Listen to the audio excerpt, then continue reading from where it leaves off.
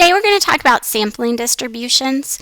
And so I'm going to start with this. I'm going to say that this is my population. So I'm going to say that I have 4 people in a class and that the test scores for the population is somebody scored a 60, somebody scored a 70, somebody scored an 80, and somebody scored a 90, which means that I can use mu here because this is a measurement of the population. So I can say that the average test score here is 75, and I can get that by adding all 4 and then dividing by 4. So that's my population. But let's pretend that we don't know this. And we want to see if we can figure it out by taking a sample. And so that will lead us into a sampling distribution. So a sampling distribution looks at samples of different sizes. So it might start with, well, let's take a sample of size 1. Well, what's the possibilities if we take a sample of size 1? Well, one possibility is that we only get the score that's a 60, in which case our idea of the population is that the population is a 60. So we would say that x bar equals 60. Our x bar doesn't describe mu very well because our x bar is really far away from mu. We're out there telling people that the average score is a D when it was actually a C. Well, we could have taken 70. That could have been our sample, right? We could have randomly chosen somebody and we could have randomly chosen the person that got a 70, in which case we would think that the average was a 70, but from our sample x bar, that's 70. Well, we could have gotten the person that had the 80, in which case our x bar would have been an 80. We could have gotten the person who had a 90, in which case our x bar would have been a 90. So those are the possibilities of a sample size of 1, right? We could have gotten the 60, we could have gotten the 70, we could have gotten the 80, we could have gotten the 90. So if we have size 1, so a sample size of 1, we could have gotten a 60, a 70, an 80, or a 90.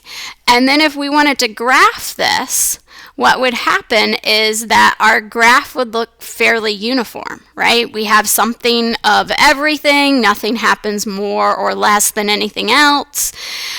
We can see the mu right here at 75. But if we're randomly going to pick one person, there's no way that we would be able to estimate mu, right? Because there's no way for us to get 75. We have a 50% chance of getting really close to 75, getting that 70 or 80. And we have a 50% chance of getting really far away from that 75 with the 60 or 90, but there's no way that we could actually get that 75. Well, what if we wanted to up our sample size? What if we wanted to take a size of 2? So remember, our population looks like this: 60, 70, 80, and 90. What if we wanted to do that? Well, here's one possibility. And when we talk about sampling distributions, we like to talk about with replacement. So here's one possibility. I get a 60 and a 60, which means that my x bar would be 60. So this is me like placing them in a hat, picking one out, I get a 60, returning it to the hat, picking one out again, and getting a 60 again.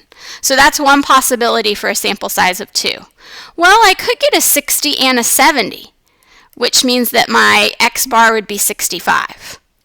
I could get a 60 and an 80, which would mean my x bar is that 70? I could get a 60 and a 90, which would mean my x bar would be, oh, great, is that my 75? All right, so finally I've gotten mu here.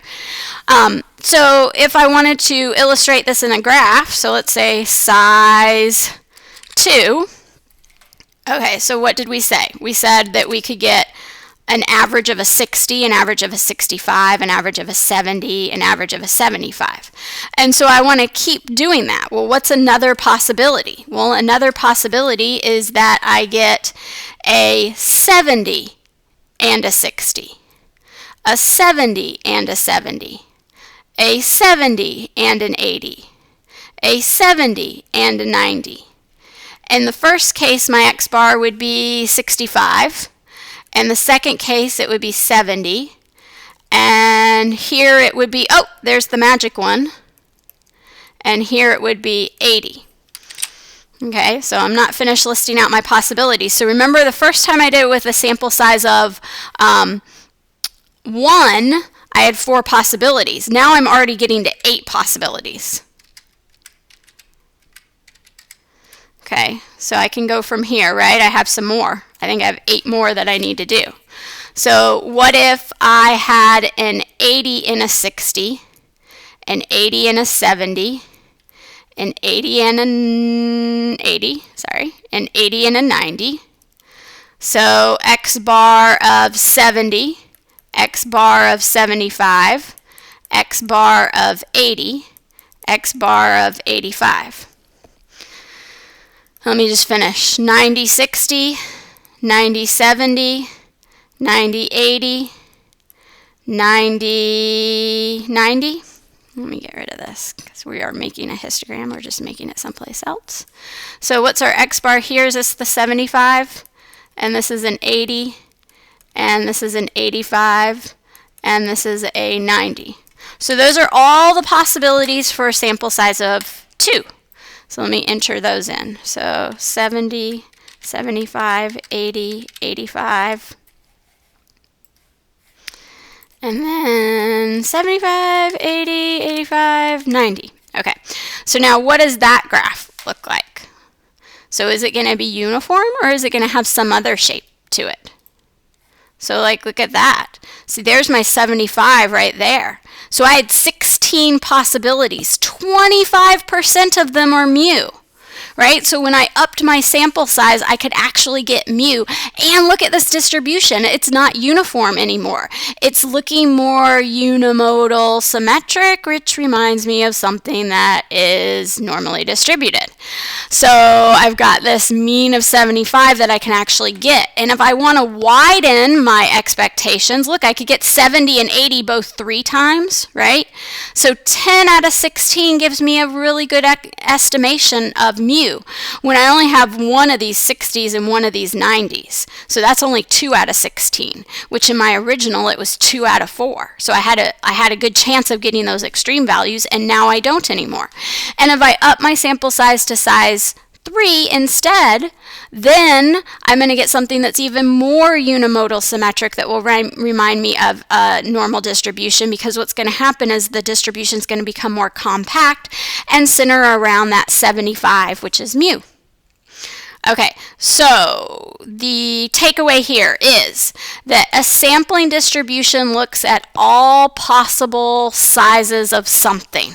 So sizes of 1, sizes of 2, sizes of 3, and if you up that sample size, it doesn't matter if you started out with something that was normal or uniform or skew.